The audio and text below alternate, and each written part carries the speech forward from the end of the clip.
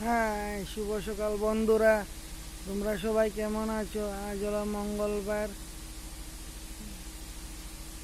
এই দেখো অনেক সুন্দর ফুল আমার পাশে। জানি না ফুলটির নাম কি।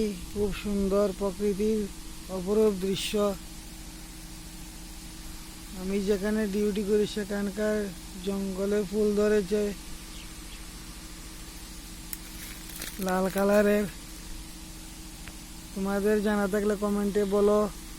সকালের পরিবেশ দারুণ। জাম কাঁঠাল গাছ, দেখা যাচ্ছে সেগুন গাছ, বরই গাছ, অপরূপ দৃশ্য, ধানের মিল, দারুণ পরিবেশ।